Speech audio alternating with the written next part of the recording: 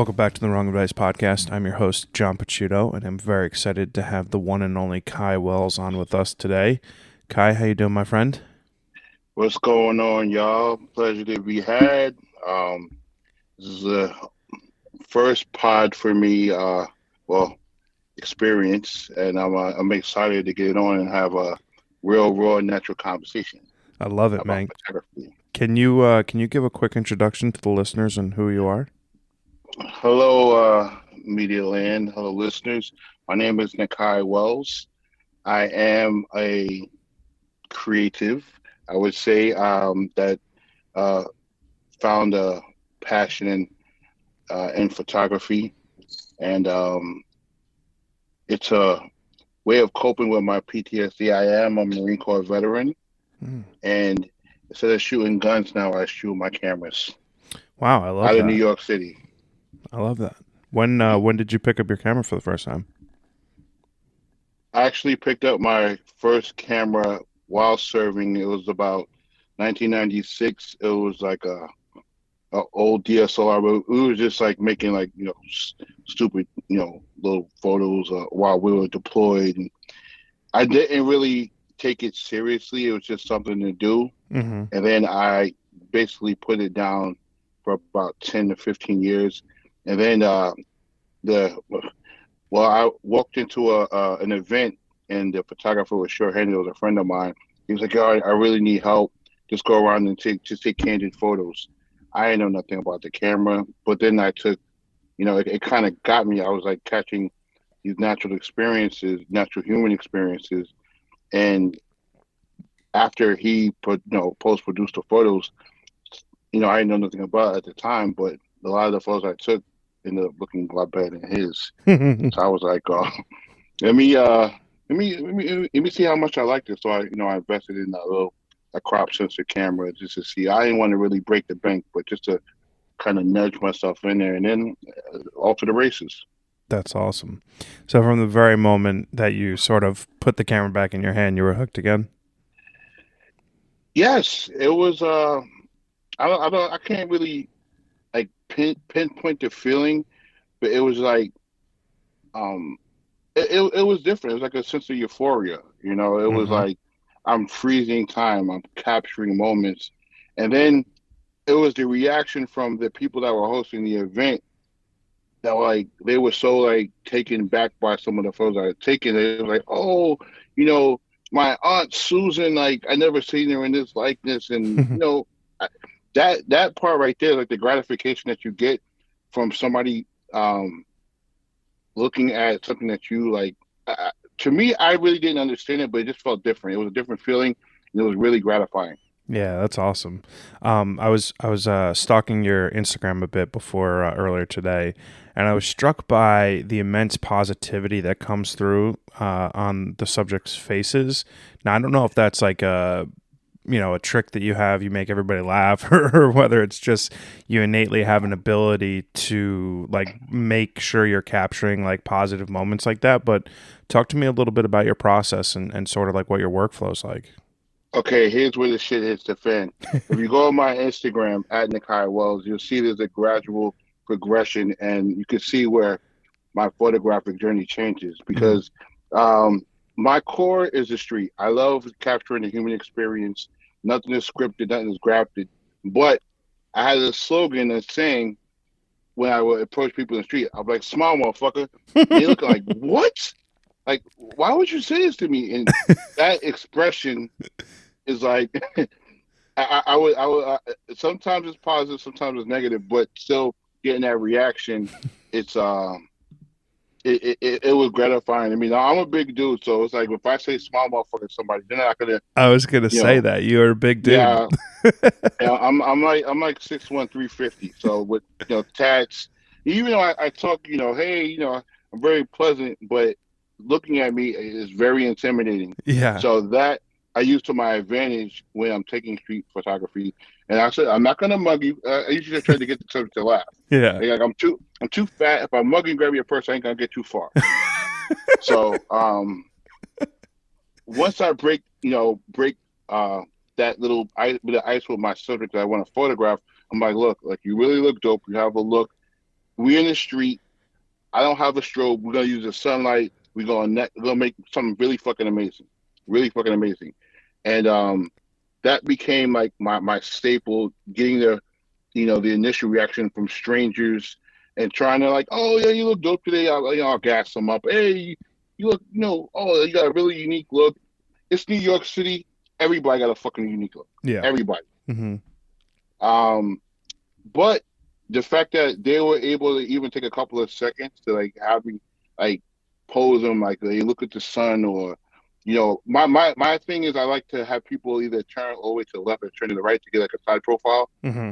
I don't know. That's like my like I don't know my gumbo. I don't know what the fuck it turns me on. I don't know. Yeah. But so it went from that to really like once I started engaging with I would say vets in the game.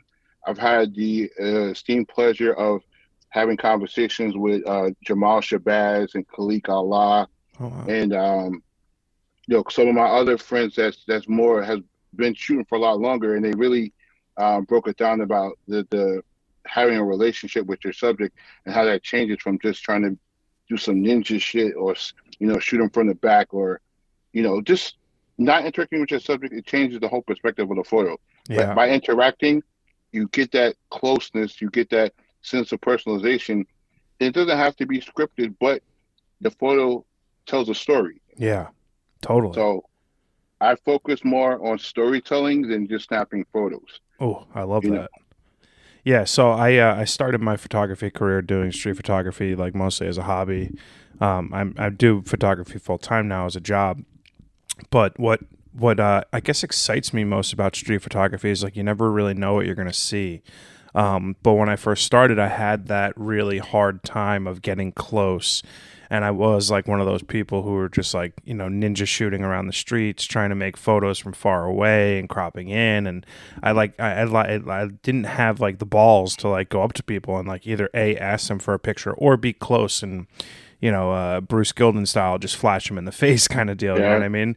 So, That's kind of where I got that idea from with the whole small motherfucker. yeah, I think I watched a video and this white guy was walking around like just like strobing in people's faces. I'm like, what the fuck? yeah, that's Bruce. Yeah. What? I didn't know his name, but I was like, yo, that's fucking balls. And salute to you for like being a full time creative. Like, bro, that is like I aspire to cut the cord from like corporate America, so to speak, quote unquote, Hmm. and just go full balls on the wall. Like I'm learning the business aspects of it, but it's hard to break away from the documenting my experiences with my camera. Like it's very hard to break away from that. Yeah, totally. I mean, listen, it's not all sunshine and daisies. Like I got good weeks and bad weeks, but the good weeks make the bad weeks totally worth it, right? Like I've got Beautiful, beautiful. a little backstory on me. So like in 2020, I lost my job in the middle of the pandemic, and I was sort of like completely thrown fucking with no idea what to do with my life. So I basically traveled around the U.S. in my car for about 30 days, and I took like a million pictures, and Oh, and I just sort of fell in love with photography, and I was like, this is what I want to be doing for the rest of my life. And oh, I've been lucky in that for like the last almost 2 years now. I've been doing it. Like I got some good wins, I've got some big losses, and I'm just trying to keep on. all right. So are you in New York? I'm in Jersey, yeah, Are Montclair. you in Jersey?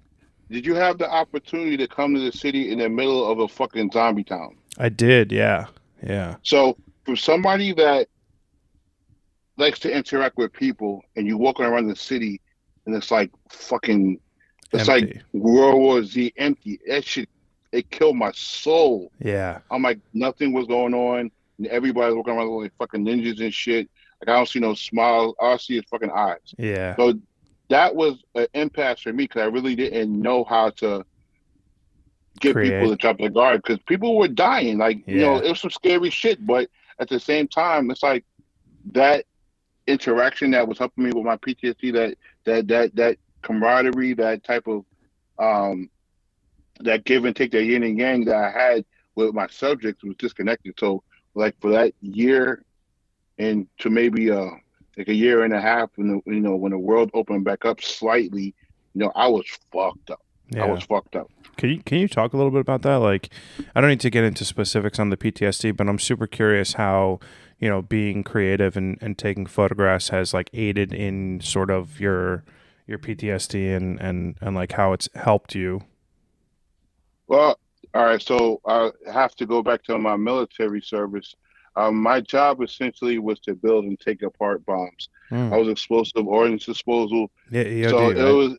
it was like a lot of adrenaline. I specifically was in a unit with recon and intelligence officers, and our job was essentially to map out towns in Iraq and Afghanistan, take census, and essentially intelligence officers is like military gold. So any type of firefight, any type of military action, or any type of opposition against us was met with full assault. Mm-hmm. So it was a lot of firefights. It was a shitstorm. Mm-hmm. So trying to assimilate back into civilian society was very difficult. Yeah. So again, that instance with me holding a camera, it kind of felt like it was uneasy. Now, mind you, you kill people for a living. That's like it fucks with your soul, Yeah. and you lose a bit of your soul. You lose empathy. You look at people as like it's hard to explain, but you just lose your sense of humanity. There you Mm-hmm. go. You Yeah. lose your sense of humanity. You don't see people as humans anymore. And I was striving to find a connection. Yeah.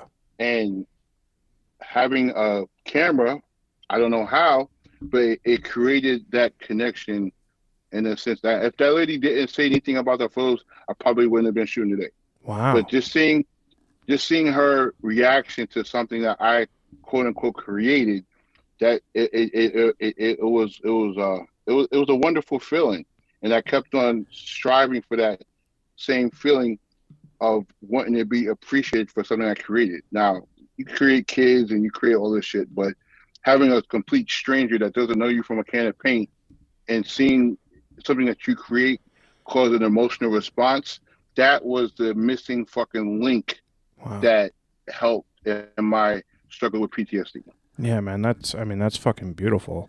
I have like a not similar situation, but when I was going through a lot of shit, losing my job, having no sort of semblance of self, like obviously it doesn't compare at all to going through PTSD from war and shit, but it was in a way a therapy with me before I even like I do therapy now, just it helps, Yeah. but like in able to like see the world in a different way, like create sort of a perspective outside of what like my life was a big change, and it helped me tremendously just in terms of giving purpose, right? And I think that that's super powerful, for sure.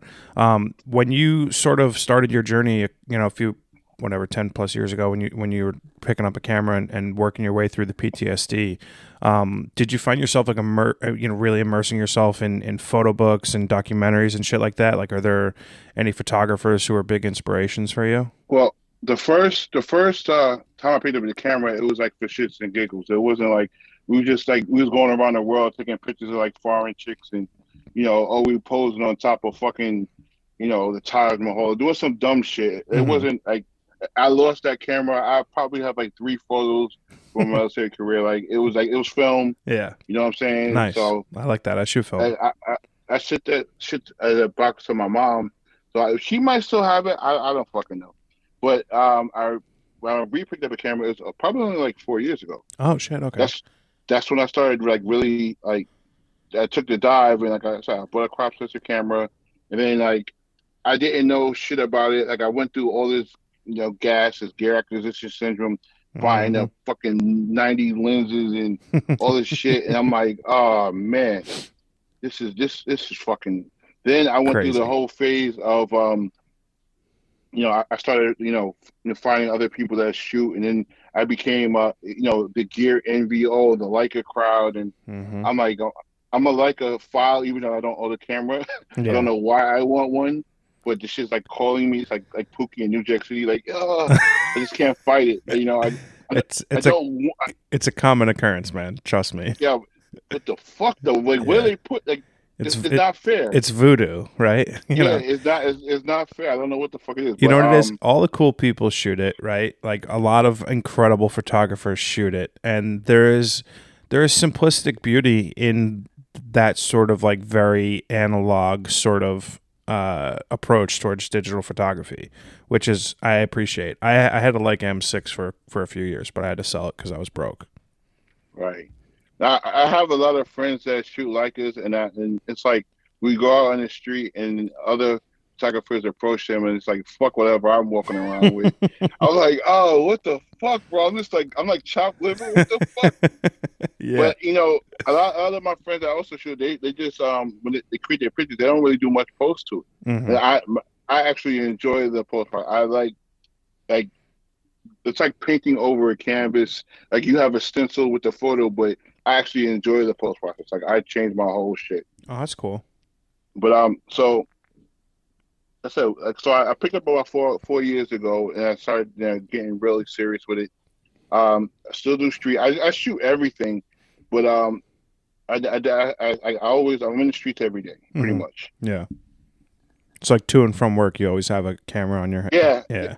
Well, as I said, I reference Jamal Shabazz again.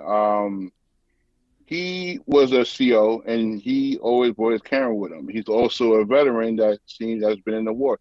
As I said, our paths kind of aligned. So when I had a conversation with him, I was so much in awe. He's a Gordon Parks fellow, Oh wow. and his walk is similar to mine about capturing human experience. I just was missing the part. Well, the jewel that he imparted on me was just building the rapport with your subject, actually interacting, and then once you break that ice with your subject, your photo is going to tell a story. It's not just going to be you, capturing, whatever the fuck. Hmm. So being that I work for the city, he worked for the city. He's a veteran. I'm a veteran. He was in war. I was in war, but he always carries his camera with him.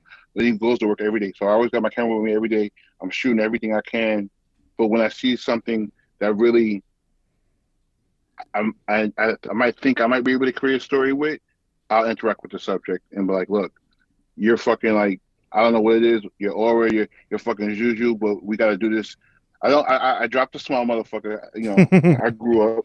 Yeah. So I changed my approach, but I have I think that that initial ice breaking that kind of disappeared, and that's when the whole real change from aside from the human connection that might be helping the PTSD, that ice breaking that frog in your throat where you see something but you might not go after it, that shit disappeared.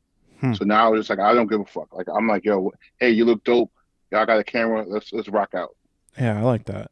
I very very seldom ask someone if they mind if I take their picture because a lot of what I do from a street photography perspective is wanting to like sort of blend into the scene and like you when you're talking about post process like paint the scene like after you're Right. like editing the photo. I like doing that but like being there myself. So like and I've also changed my street photography completely. I strictly shoot on 120 millimeter film now. Like I don't even shoot Mm. digital.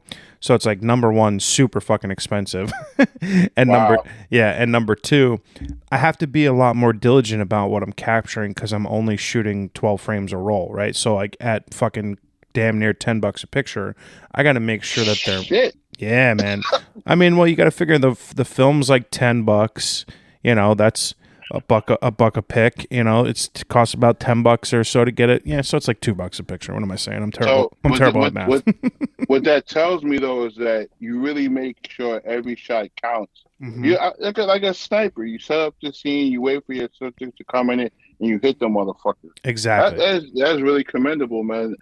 I I don't know. I shoot like I shoot and like I stick and move, Yeah. you know.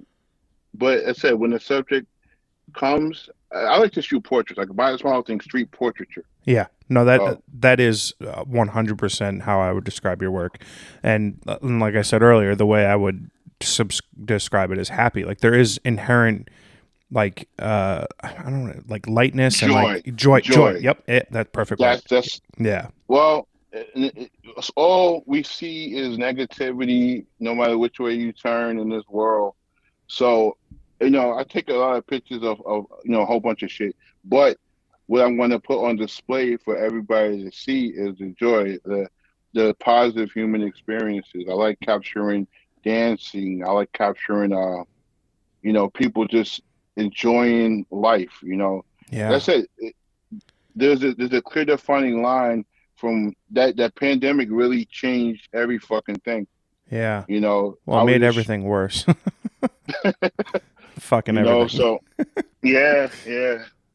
I'm super curious if like your experience in the military and like all that shit that you deal with and all that negativity and death and like all that fucking horrible shit informs the way you create art because you are trying to maybe portray the opposite. With 100%, 150% accuracy, I try to push that because it's still a struggle. It's never going to go away. Hmm. The nightmare is never going to go away. But you try to help. Every little thing you do, you try to help yourself. In that form. You try to help yourself, and I think by projecting that energy, you're going to receive that energy. Oh yeah, So I agree. it kind of like it's like if you push out nothing but joy and happiness, even though the world ain't built like that, if that's the only thing that you really put your energy into, hopefully you'll be able to reciprocate that same good energy and keep it going. Yeah, man, that's beautiful. I completely agree. I've found that like I was a different person 2 years ago. Like I was driven by different motivations. I had different like wants and desires, and like as I've sort of pushed that stuff aside, like and I'm trying to lead like a much more positive, happy existence. Like life has been better. Like I have been able to do more cool shit and enjoy my experience better because I've taken a lot of pressure off myself to be a certain way, make a certain amount of money. You know what I mean? Like check boxes off of social media that other people need to see me doing shit that doesn't really matter. Right. Well, at this point in my life now, I'm like suffering from a little bit of creative envy. Hmm. So I'm trying to combat that. Like this is like my next hurdle because it's like I see a lot of my peers who maybe some are full-time photographers, but they are attaining this type of notoriety from, and I'm not shitting on nobody, but it's like when there was the protest happened. I got a story about the protest because I went when George Floyd got murdered. Hmm. I was in Brooklyn in the front lines, and I was trying to capture. And I actually got one of my cameras cracked. The cop hit my shit Oh and broke my damn. camera. Yeah, and I had a lot of great photos, and none of my shit got any type of light. Hmm. None of my shit got any type of notoriety. Then I see some of, I'm not even gonna call my peers, but it's just Other I learned that, photographers, yeah. yeah, other photographers, I learned that there's a lot of clicky shit going on, but for some reason their photos got a lot of attention, and there wasn't really. It seemed more scripted than it was like the realization, Mm. of what the fuck was really going on. A lot of the pump the fist and all this other shit, but the people getting bloodied up. But it wasn't really like it wasn't capturing the essence of what the fuck it was. Yeah. And again, I'm not knocking nobody's creativity, but it seems like because any of my shit wasn't like even considered, and it goes to this current day. Like they just had a DC exhibit where they had black male photographers, uh I guess, submit their work for exhibition, Hmm. and I have a whole shit ton of you know it was about Black Fatherhood. It was on the Juneteenth and Father's Day that just passed, Hmm. and a lot of my friends are in that exhibit, and I'm like, oh shit, nobody even said, hey, Kai, you should submit your shit to try to get on this Yeah. shit. And I was like, well, one of the photographers in particular, I was with him when he took the fucking photo. I was like, Yeah. well, shit. And for me, I'm secure financially, so it's never about that bag of me. I'm not. My brand, I will never confirm. I've been kicked off of photo shoots for cursing out the creative directors for being assholes. Like I'm not with the I'm not chasing the bag. I don't need the bag. Yeah. It's but I would like if I'm on the path to You want some validation, and everybody who does anything creatively needs validation. correct, Yeah, of course. correct, correct. I think the only thing that I can relate to that about is that like I struggle with that imposter syndrome and validation syndrome a lot. And I started to realize that like if I'm super happy with what I create, hopefully it'll find its place eventually, right? Like, you know, I don't think any photographer is ever going to put you on and be like, "Oh, hey, go for this like gallery opening that I'm also going for because if your work's better, you're going to get it," and they're not, right? So That's fucked up. yeah, That's fucked it's up true though. because I'm in the same token. Like if a situation would come up where I would try to bring in my circle, bring in my community, I would definitely like spread it out. Like Yeah. it's not about just fucking like you should want to expand everybody. If you have a positive image, you should want that energy to be reflected upon everybody. Yeah, but Like Kai, I agree wholeheartedly with you, but that mentality is few and far between. that's fucked up. Yeah, but that's the world that we live in. We live in that selfish, the social media has created everyone the belief that they're a star in their own world and of their own reality show or whatever. And at the end of the day, there's not a lot of selfless people out there anymore. And I mean, turn on the news for 5 seconds, you could see why, right? So Yeah. my thought process would ultimately boil down to your work is fucking incredible. It speaks for itself, and it'll eventually garner the attention and the notoriety that it deserves when the time has come. I had my cherry popped. I got published by NPR and I fucking lost my shit. Dude, I lost my shit. that's It was sick. the story behind the photo that got published. In Brooklyn, they was having a black party called St. James Joy. It's a small block in Clinton Hills, at the Clinton Hills bedside border. And at 7 o'clock every day, they would ring the bell as far as like how would they do celebrating their essential employees. And Hmm. everybody on the block would just come outside and stand on their steps and dance. They would play house music. Hmm. And it was a sense of relief because everybody was trapped in their house, and it's just good to you hear the feel good tunes, and word got around, and this shit blew up to where people were in the street, like almost 1,000 people, Oh shit. masked up at the time because it was still this I said this was like right at maybe a year and a half. This is when my whole like shit changed, and they would play house music. They was one lady had stilts on with hula hoops, like, and these are like you would be surprised, like some of the people that live in this neighborhood, like amazing people, and people were just letting it go release. So it was one dancer that caught my eye. She's an Alvin Ailey dancer that I found out later on, and she was letting it all go. Like she hasn't been outside in a year and a half, and I caught that photo, and she was like arching her back, and it kind of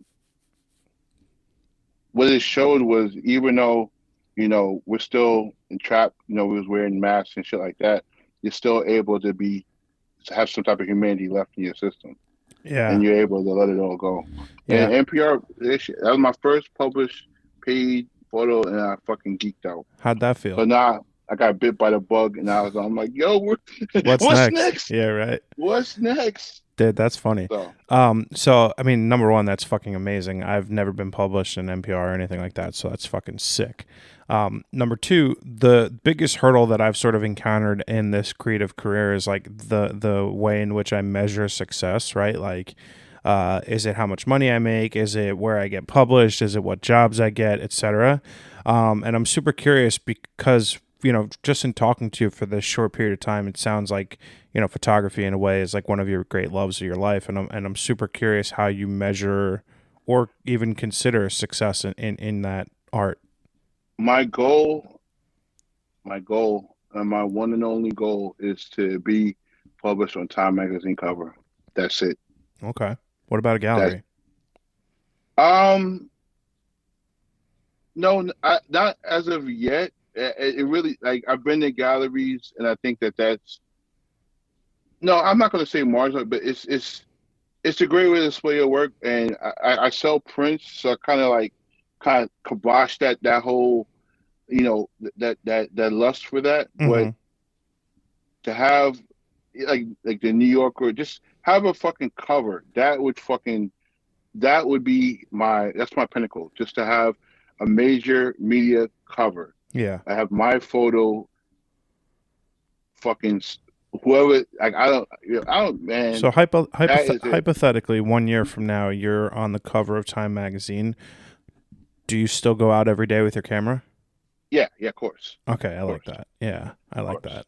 Yeah, That will never stop. But as yeah, far as like, I would feel like completely creatively complete. hmm, Like it's not even about like going to do bullshit photo shoots. Like, but that would, in my heart, solidify saying that somebody has accepted my creative work to this fucking level. That it's like the first thing you fucking see on a media publication. I would be it. yeah.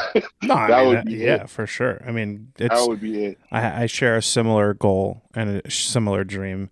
It's funny because, like, as I was saying, I don't really know how to deem like what is success to me because, like, at the end of the day, I get to do the thing that I fucking love the most in the world for a career. So that in and of itself is success to me. But there Awesome. are dreams. There are like scenarios and shoots that would be like pinch me sort of events. So I feel that like if I had a cover of a magazine, I think I'd probably shit myself. I'd fucking I don't Well, know. Yeah.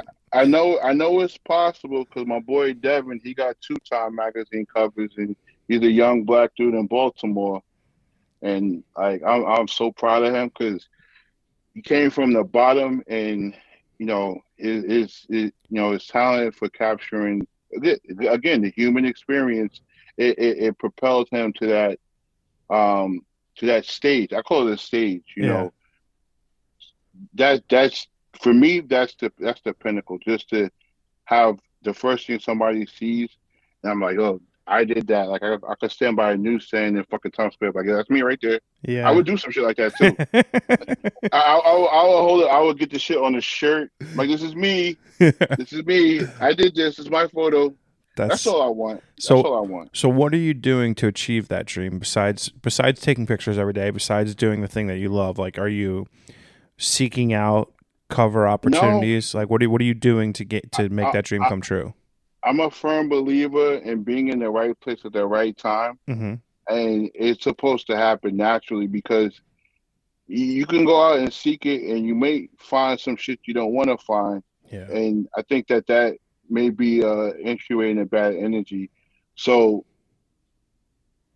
trying to remain positive, keep myself around um, positive experiences. I know like cultural festivals, whatever I could, whatever is going to circulate good energy, and I try to create a story with my camera, or hopefully like something will walk into it, or if I see something going on, I'll run my fat ass over there and do a quick roll, and hopefully I get a good shot. But I'm a firm believer that everything happens by chance, and I'm just waiting for that chance to happen. I agree too. I think I don't want to completely say that everything in life happens for a reason. I think in some ways we make our own luck and we make our own happenstance, but like to some degree, a lot of that shit is out of our hands. So I do agree with you. I think like at the end of the day, like I have some semblance of control on where my life goes, and I like to try to, force it. Now, real talk though, I really believe your journey is the true essence of freedom because you control your own destiny. Like Oh that is shit! the most. That's fucking awesome, bro. Like, yeah, I salute anybody that has the balls to do this, what they love, and really rest their laurels on like you control your own destiny. You're your own boss. You're your own master. You don't have to answer no fucking body but yourself. That is Yeah. so fucking dope. Dude, I think the greatest lesson that came out of like all of the shit that I've dealt with over the last couple of years, and again, it pales in comparison to anything that you've gone through, right? It's like my first world fucking white person problems. It's bullshit, right? But at the end of the day, like it's altered what I want out of my life to such a degree that all I want to do is be happy. Like if I can wake up on a daily basis and be like content and happy and make some coffee and fucking go on my calendar and see what I got and like make a livable wage and just be able to create art for a living, like I'm blessed, right? And I think yes, you are. and you can have anything be your photography, right? Like if you want to be a doctor or a teacher or an artist or whatever it is, and you can like wake up happy every day, like that is, I think, in my opinion, the essence of life. What else is there? That's correct. That is correct. You hit the nail right on the fucking donkey. Thanks, man. On the donkey, not on the head. On the donkey. Not on the tail. Not, the tail is real small. Not on the head. That's why I said the whole fucking donkey. I like that. But yeah, man, like I think that at the end of the day, the happiness is like my single greatest motivator, right? It used to be financial, it used to be money, and it's not anymore. And I think because I've started living my life a different way, it's gotten better in ways that I couldn't possibly imagine beforehand. If you're not happy, why the fuck do you do it? Exactly. Yep. Exactly. I agree. So we've sort of been in this creative career. You know, you're a photographer for 4 years. I'm somewhere around the same time and full time for 2 years. I'm irrationally confident in my abilities and like my ability to capture a moment, whether it's street photography or portraiture work or whatever the hell I'm doing. Like I know I can deliver. What gives you confidence? I don't have confidence. I'm just assertive. Like I was like, you're either gonna do it or you're not gonna do it. Like I try to take the pussy element out of what I'm trying to do. I don't have no confidence whatsoever. I just want to. I just make sure. In my head, it's like just get it done. That's it. I mean, It's like that's a I bit don't think. surprising. I don't think. No, it's like when I first started, there was that. It said there was that feeling where it was like, all right, what is this person gonna say? Am I being weird? I know that they're already looking at me like I'm about to rob them. Like, fuck, what am I gonna do? But again, when I was, a little bit of mentoring, um, the importance of engaging with a subject in any fashion, whether it be negative or positive, is still going to change the outlook of the story that you're going to capture. Yeah. Wow. So I'm the going. confident, yeah, go ahead. I was gonna say I am gonna steal that because that, like, for me, I hadn't put that framework into my art before, and I think that's like an incredibly important context for especially street photography, right? Like it is more. I'm less person focused and more scene focused, so Right. yeah, I'm gonna cop that a little bit. When I try, even I tried to shoot, I guess you would say environmental portraits where I would try to like I said I was trying to I went to YouTube University and was looking for everybody's version of street photography. I'm like, these guys are fucking like shooting buildings and they're capturing like a person with an umbrella that's in the shadow. I'm like, yo, the shit looks aesthetically beautiful, but it's not telling a story. Yeah. So I made storytelling my number one focus Mm. on when I'm in the streets or anything I do, even if I'm shooting a portrait, like not like a street portrait, not like Yeah. getting Environmental. hired Yeah. to shoot bullshit, right? But I make sure I try like in my head I'm like writing a whole little script because it's like another gem I got was like um you know screenwriters got 90 pages to write a beginning, middle, and end for their story.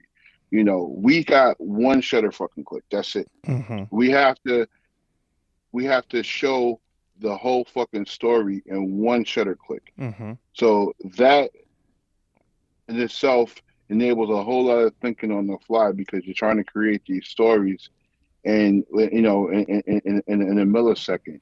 Yeah, I So that's the thing that I've been working on the most when it comes to my street photography is like, what am I trying to portray in this image? Like, what is the story I'm trying to tell? And beyond just like spraying and praying or clicking away and not right, having any sort of context for what I'm shooting, it's made a big difference in the work that I create and like the people that I'm capturing and the state that they're in. It's funny, like when I look back like over the last few years of doing street photography, I can almost look at who I was or what I was going through when I look at the shit that I was creating, right? Like, maybe I was going through a breakup, so I was shooting a lot of couples or shooting a lot of black and white, or, maybe everything was super happy and I just became an uncle, so I was taking pictures of a lot of kids and like running in the street and shit. So I think to some degrees, like that has been the coolest thing about my journey in street photography, is just being able to like look back at the work and see the growth and see sort of like the stories that I've been able to tell so far. I checked your shit out too. Your shit is dope, bro. And you have this thing where I call it the gaze. Like you are captivating your subject's eyes, and they're like so like you could see through the fucking picture. And I'll give you your flowers on that shit. Like that Oh, shit. thanks, man. I Yeah, try to fucking I'm obsessed with eyes. That's so funny. Eyes and hands are like the two biggest things that I like to fucking shoot, which is, not easy from from a street perspective. But like, when I'm doing portrait work or working with a model, like I like eyes and hands eyes are the window to the soul, for man. sure. You mentioned YouTube University. I noticed that we have a few common connections. Obviously, this is conversations taking place because of Lynette and Stefan. But I also had, Yo, I've, I've those are the homies. yeah, I've also, it's funny. So, like, in a lot of ways, so, like, Stefan was, like, probably my entry point into photography. Stefan and another person, Jason Roman, aka Stock Easy, they were That's like, my dude. yeah, That's my dude. That's who I was talking about when we were in the streets and they fucking ogled over his camera, and I'm yeah. just looking like child over. Yeah, Jason's my dude, man. Yeah, so I love Jason. I've had him on the podcast, and Jason was one of those first YouTube University people who I was watching everything that the dude put out. Fuji YouTube videos, like fucking model YouTube videos, like everything that he was putting out. I was learning from him, and then I stumbled into Stefan and his just incredible breadth of work. Like truly, my apartment, I have like fucking 10 or 12 of his photos, and one of Did you his. ever get to see Stefan's photos from Tumblr? Because that's where Oh he. yeah, the Tumblr days. Yeah, for Yeah. sure. Okay. Yeah, he is. I think like I said, I got a dozen plus of his photos hanging on my walls. He's probably my biggest inspiration when it comes to photography. But what I was trying to sort of bring this all up for was because of like these people that I've like been able to admire from afar and then like bring into my own life and on my podcast and like be able to learn from.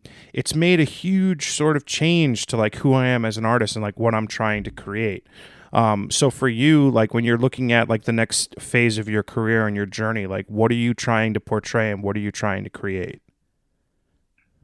The main thing I'm trying to create. Well, I don't know. I can't put it. I can't really like pinpoint it because I'm like so scattered. It's like every day I wake up, it's like all right. I don't know. It's balls to the wall, man. I don't never really have a focus. I'm really just it's like whatever I feel like in It that spur of the moment. That's basically what I try to go after. Yeah, it's just like an innate desire to create. Yeah, that's pretty much it. I don't really. I know what I don't want to do, but I don't know what I do want to do. If that Yeah. makes sense. No, I mean it does. It does. That makes perfect sense, honestly. Yeah, for sure.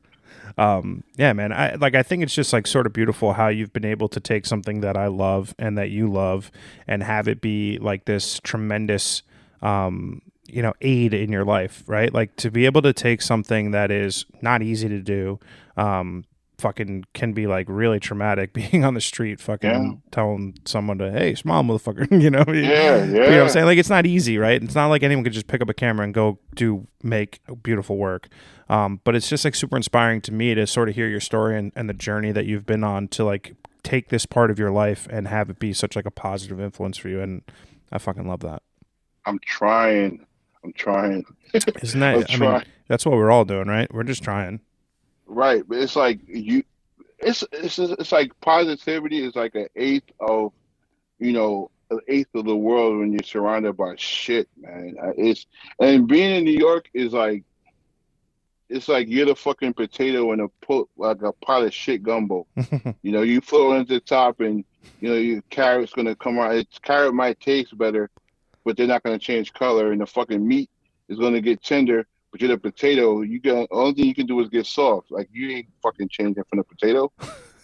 My analogies is fucked up, but I was whatever. just gonna say that is one analogy I have not heard Yeah, before. I just made it up. I took out my ass a lot, but I hope everybody listening gets the point. Like, you're the fucking potato, the positive fucking vegetable in a pile of shit gumbo in New York, and you try to do the best you can, but you're still gonna taste like a potato while everything else gets seasoned. I think that is an incredibly important lesson, and the understanding that like being able to sort of cognitively realize that you're the master of your own domain, and if you can lead a life with light and happiness and positivity, like people will pick up on that.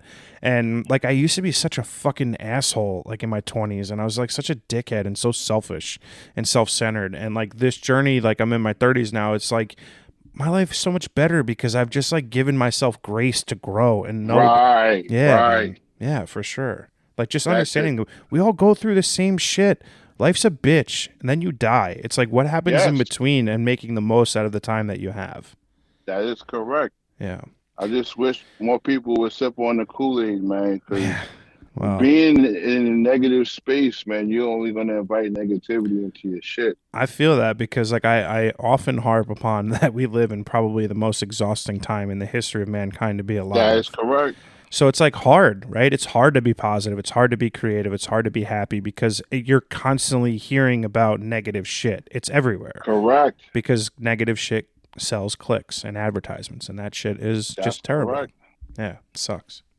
I actually got propositioned.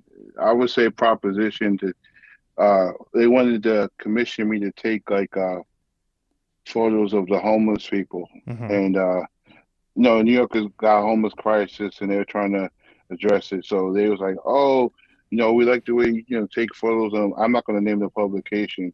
They was like, oh yeah, we need this, that, and the third. So being the asshole that I am, I took pictures. I interacted with the homeless guys and say, hey, hey, what you want something to eat? I got you. Come on. And then had a conversation, try to find their story and shit. And I took a picture of them in a very good fucking light. And they didn't take about one fucking photo. Yeah. They wanted everybody all disheveled and fucked up. And I said, fuck you and fuck your publication because that's not what all humanity is about. Well, you know what it is. The one of the big drawbacks of being an artist is if you don't fit the narrative or you're not creating the work that fits the narrative for the The story they're trying to narrative, tell. there you go. That's Yeah. the fucking word. Yeah. The narrative. They wanted the Yeah, they Finity wanted Bonus. the seedy, gritty, dirty, grimy shit. And you were like, yo, it's not necessarily 100% negative. Like some of these people can be happy. Some of these people can be content, even though they've Correct. got a tough life situation. Or just having somebody talk to them like a human being. Yeah. But again, that not wanting willing to compromise your own ideals is also very well not tough, but it's fucked up that you should have to. That's how I'm 100%.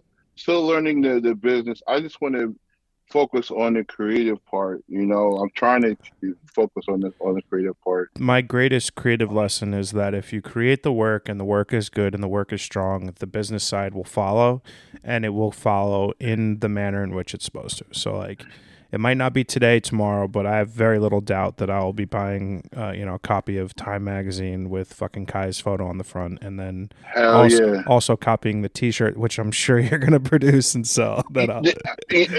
We was in a clubhouse and Steven was like, "Yo, I should fucking have a T-shirt that says small motherfucker on it." I was like, Yeah, I mean that's fucking great. That's great. I didn't want to be known as a small motherfucker photographer. Yeah, well, I understand. I get it. It is funny though. I like that. So I like to spend the last bit of every podcast doing like sort of like a Q&A. Some of them are super easy. Some of them are a little bit more in depth. But my first question is, what's your favorite book? My favorite book, the Game of Thrones 5-book series. Hell yeah. And there's Yeah, supposed to be I read more all if he five. ever fucking finishes them. No, I read all of them. Fire and Ice, The Dance of Dragons. Um, I'm a huge Martin fan. Me too. So Yeah, the books are better than the show for sure. yes, absolutely. I was so fucking mad. Oh, So mad. It couldn't how do you possibly. fuck up the Red Wedding? How do you fuck that up? Fuck that. I mean, Yeah, they fucked the whole show. anyway, Yeah. yeah, What's yeah. your favorite movie? My favorite movie, Forrest Gump. Nice. You know, funny enough, It, that's you're the second person in a row that's given me that as their favorite movie. okay, and just to be fucking all right, my Forrest Gump followed by Full Metal Jacket. Okay. Yeah. That Golden that kind of Pow. yeah, that kind of gives me a chubby every time I watch it. But I have to censor myself when I'm watching violent. Yeah, What time comes? I feel you. What's your favorite food? Pizza. Yeah, what kind? Plain cheese? Oh, plain cheese. I've been going to the same pizza spot since 1983. Holy shit. Yeah, That. it's at Kew Gardens in Queens, right by the Long Island Oh yeah, Railroad. I've been there. It's all Danny's. Yeah. I thought you meant the. Oh, I was thinking of Spumoni Gardens. You said in Kew No, Gardens, no, Queens. it's Simone Gardens in Brooklyn. Yeah, Yeah, I go there too. I'll go give me a square. yeah, yeah. It's all Yeah, right. I I'm wasn't a that pizza whore. impressed. Yeah, no, I'm No, with no, you. it's not. But this Danny's. Oh God. Oh Nice. yeah. Do you believe in an afterlife? Do I believe in the afterlife? Fuck. Told you it gets a little harder. Um, no, I think that after you die, you walk the earth, depending on whether you get to be around the people that's going to keep your spirit, uplifted, and the hell part of it is being around the people that you love and used to see them fuck up in life. I mean, that sounds like some semblance of an afterlife. So I think you do believe in an afterlife. Yeah, yeah, yeah. Yeah. I do. What are you most proud of? My children. I have Oh, 5 beautiful children. love My that. oldest daughter, she just got a promotion. She's going to be a store manager at 21 years old, Nice. That's which is sick. unheard of. Making a salary. I'm taking her to buy her first car tomorrow. Awesome. I have 16-year-old twins. I'm a One twin. is oh awesome. Yeah. The girl twin, she's a very accomplished artist. Like she could draw her ass off, and she's into coding. And my son, he's into video games. It's his twin brother. So I guess Nice. she got all the good genes. I have a I have a 14-year-old that's running her own hair business, Oh hair, wow. and she's in cosmetology. At 14, she's booked every weekend, so I don't get to see her that much. Wow. And my son, my 10-year-old, who about to be 11, is almost 5'9". Holy shit. Yeah, At and 10, 11? at 10, yes, and Jesus. he's a quite a bright young man as well. Creates like these little virtual worlds and Wow. Roblox and shit like that. So my children are my joy and my accomplishment, I my love greatest that. accomplishment. That's beautiful, man. What's the best piece of advice someone's ever given you? Be honest. Oh, that's a good one. Be honest, and the way that how that resonates is I'm a Libra and I lived a life as a lion Libra for so many years. And when I had a real conversation with an OG about my life and I needed to kind of dial it back again, because you come home from the military, you're fucking wild as shit. Hmm. You're wild, especially in your 20s, you're wild as shit. And the life I was living, it was monetarily fulfilling, but I wasn't happy. Hmm. And during that process, you hurt a lot of people because you're lying. And to be honest, you're only faced with two things. Either they accept it or don't accept it. Yeah. And you don't have to worry about trying to explain anything because you can't dispute truth. Yeah. Fuck. Yeah, man. Damn. That was That's yeah. Shit. that's the best. That was the best shit. Like, and life just became so much easier being honest. Even though it may hurt, it's still the truth, and you know that it's real. Damn. Fuck. That's pretty good, dude. Wow. Last question. Give me a recommendation for something that you've recently consumed. It could be a book, podcast, movie, TV show, music album, just something that you've recently consumed that you want everyone to take a look at. Hmm. Yeah, this is another thinker. I'll give you mine. It may help. I watched Yes. Spiderhead on Netflix last night. It's with Miles Teller and Chris Hemsworth, the guy who plays Thor. Yeah, Right. it was fucked up. It was like weird, but it was like one of those fucked up, weird, entertaining movies, and I really liked it. Okay. I would go with you have to watch The Boys, the series on Amazon Prime. Hmm. It's what DC Comics should be. Yeah. It's the most realistic, It's the best show. realistic like version of what a superhero could be, and it also drops so many innuendos that deal with modern day events, Yeah. and you would catch it. I mean, the shit is it's fucking amazing, Yeah. Plus, and you laugh. it's so absurd. It's so Yes, I don't know beyond. I don't know if you've seen on Twitter. So like Friday's episode is supposed to be like fucking insane, more insane than exploding someone's penis in the fucking first 5 minutes of. Yeah, that was the first death by dildo I've seen in my entire life. Yeah, I'm 44. I've never seen a death by dildo. I said, "What the fuck?" Yeah. I thought Homelander jerking off on top of the city was gonna. That was the tip of the iceberg. No, no, no, no, no. Yeah. That show is wild. Death by dildo. A fucking hole in his head by a dildo. I said, "What the fuck?" Yeah. They're not holding back one bit this season No, at all. I love it, and I feel that that type of media is necessary. For me, at least, is necessary. I feel that. Kai, dude, man, I'm incredibly thankful that the world has brought us together for this conversation. I am immensely appreciative of your time tonight. I am so wildly thankful that you took the time out to come out and chat with me. I have a super cheesy line. If you've been on my podcast, you're part of my family, so welcome, my man. Just thank you so much for coming on. I really appreciate it. Yo, bro, this has been an experience, and you're busting my podcast cherry. Pause. You know, I really appreciate you taking the time to like really allow me to tell my story, and you know tell a little bit about my creative journey that's just beginning. I appreciate you. I appreciate all the positive creatives. If you're negative, fuck you.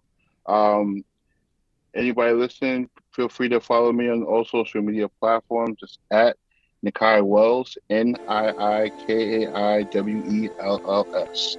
Smile, motherfucker. Thanks so much, man. Take care.